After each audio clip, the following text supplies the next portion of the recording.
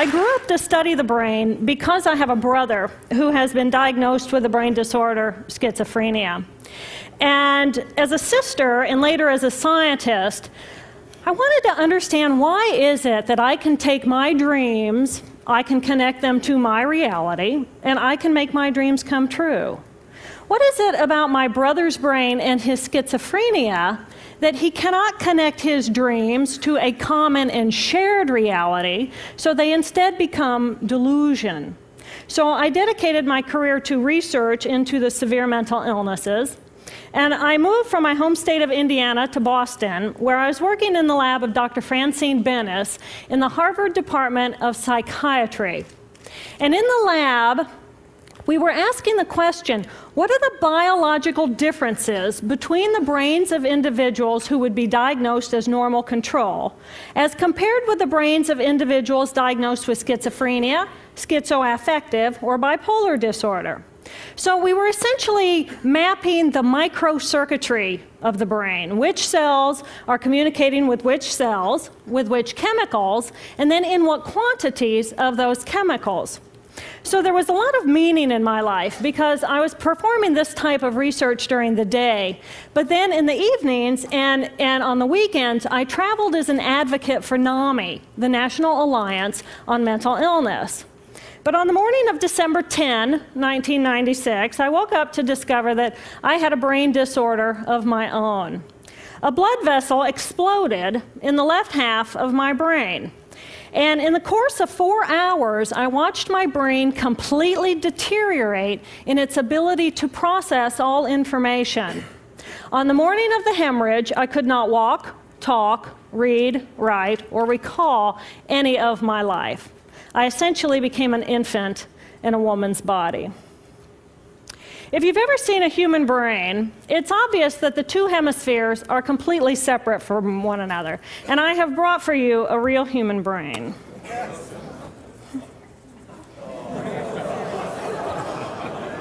Thank you.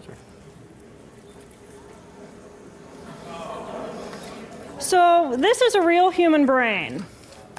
This is the front of the brain, the back of the brain with a spinal cord hanging down. And this is how it would be positioned inside of my head.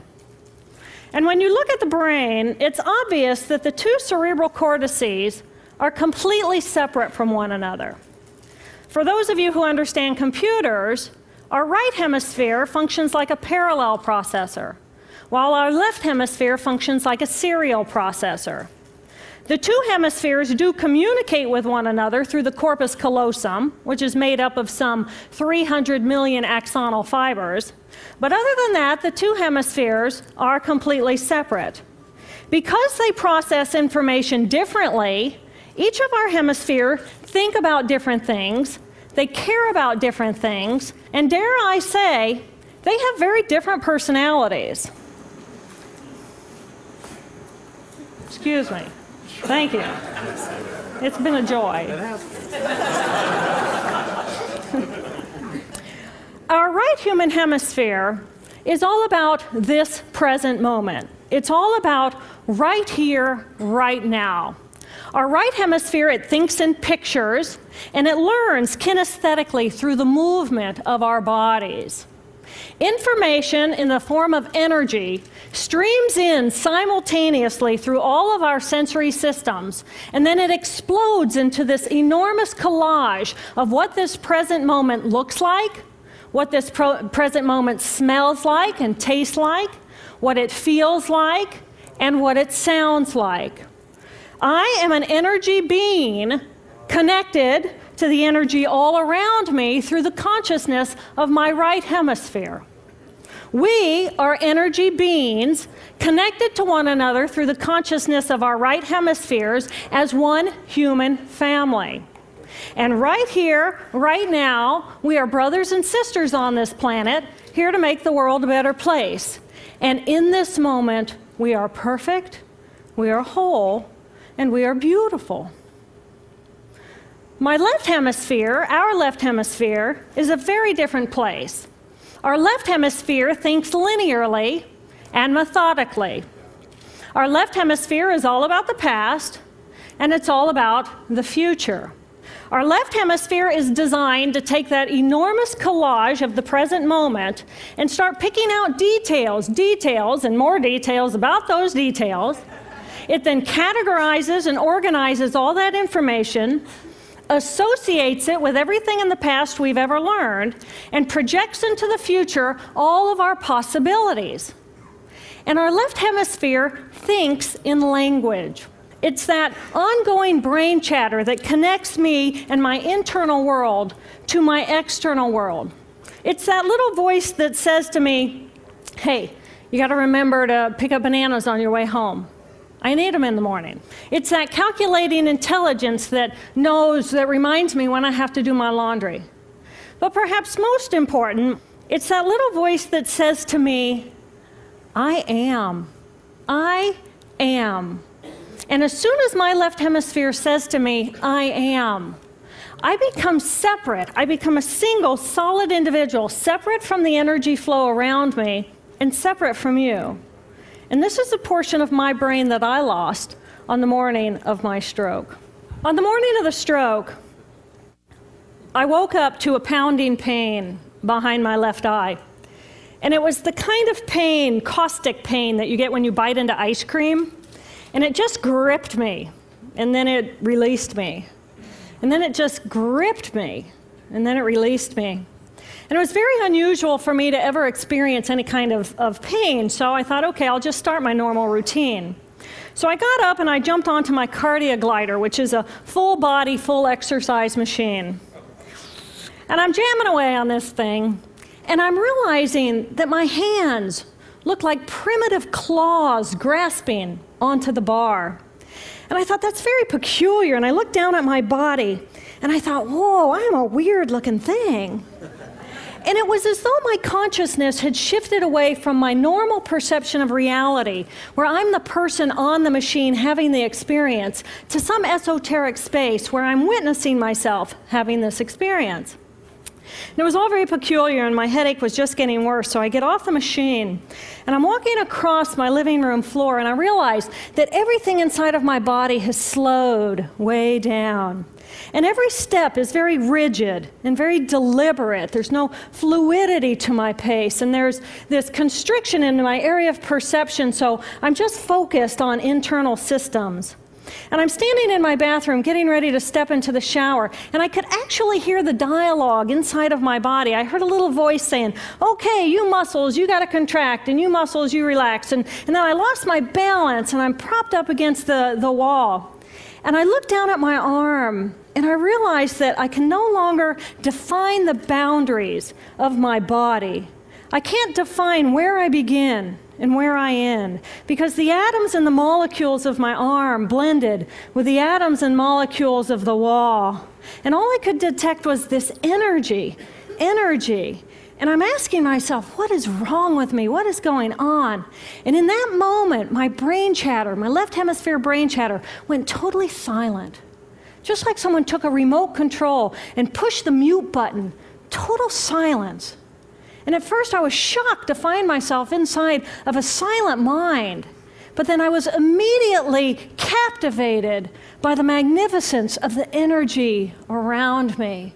And because I could no longer identify the boundaries of my body, I felt enormous and expansive. I felt at one with all the energy that was, and it was beautiful there.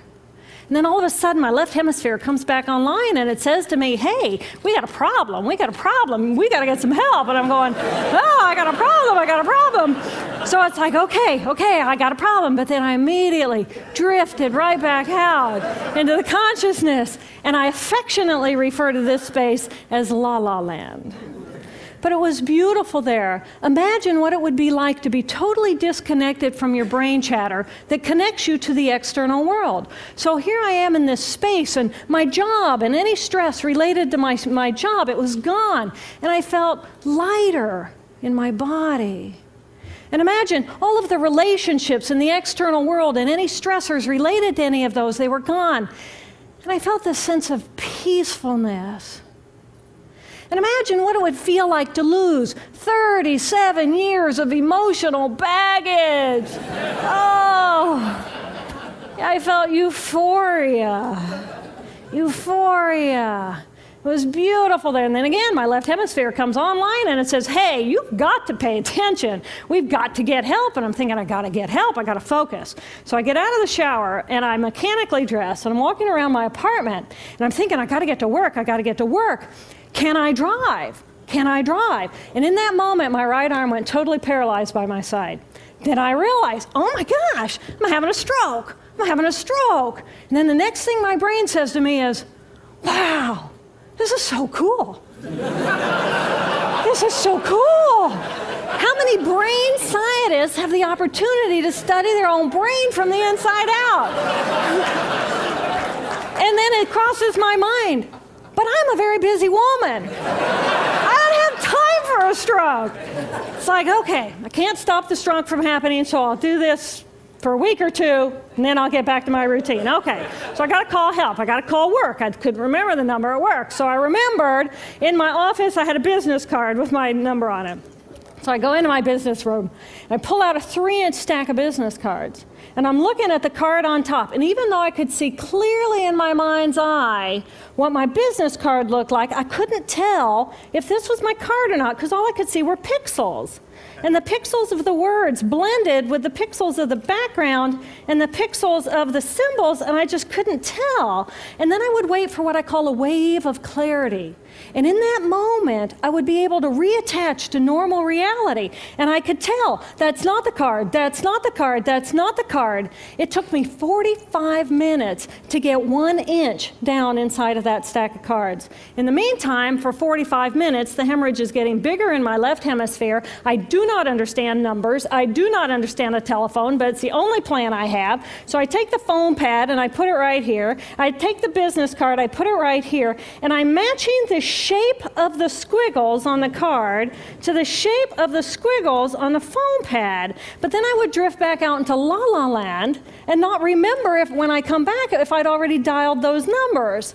So I had to wield my paralyzed arm like a stump and cover the numbers as I went along and push them so that as I would come back to normal reality, I'd be able to tell, yes, I've already dialed that number.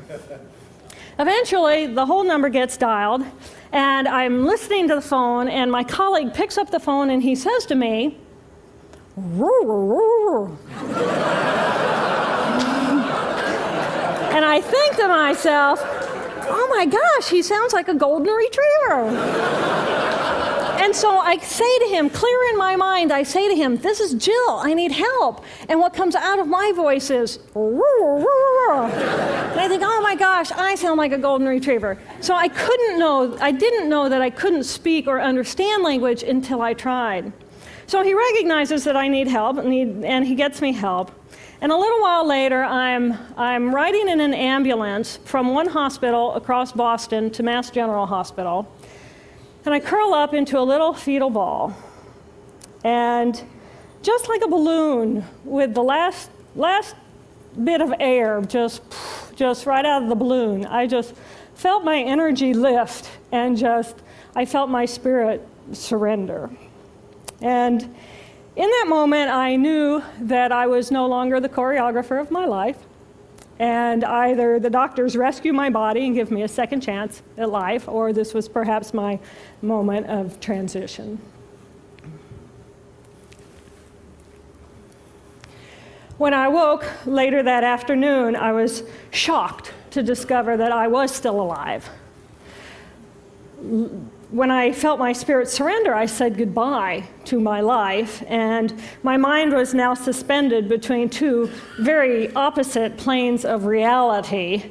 Stimulation coming in through my sensory systems felt like pure pain. Light burned my brain like wildfire, and sounds were so loud and chaotic that I could not pick a voice out from the background noise, and I just wanted to escape. Because I could not identify the position of my body in space, I felt enormous and expansive, like a genie just liberated from her bottle.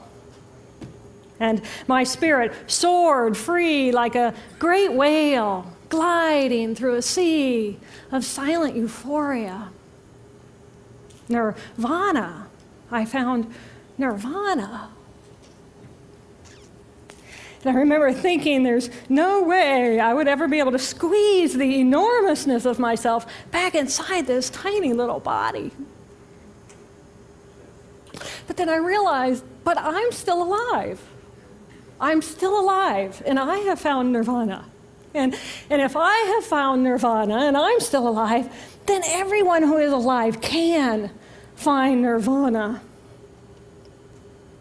And I pictured a world filled with beautiful, peaceful, compassionate, loving people who knew that they could come to this space at any time and that they could purposely choose to step to the right of their left hemispheres and find this peace.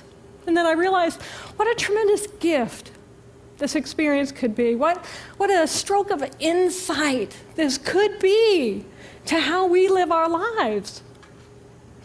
And it motivated me to recover.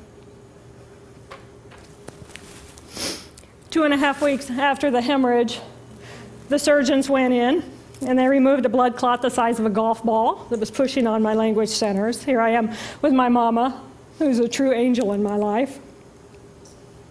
It took me 8 years to completely recover. So, who are we? We are the life force power of the universe with manual dexterity and 2 cognitive minds. And we have the power to choose moment by moment who and how we want to be in the world. Right here, right now, I can step into the consciousness of my right hemisphere where I am the life force power of the universe. I am the life force power of the 50 trillion beautiful molecular geniuses that make up my form, at one with all that is. Or I can choose to step into the consciousness of my left hemisphere, where I become a single individual, a solid, separate from the flow, separate from you. I am Dr. Jill Bolte Taylor, intellectual, neuroanatomist. These are the we inside of me. Which would you choose? Which do you choose? And when? I believe that the more time we spend choosing to run the deep inner peace circuitry of our right hemispheres, the more peace we will project into the world, and the more peaceful our planet will be. And I thought that was an idea worth spreading. Thank you.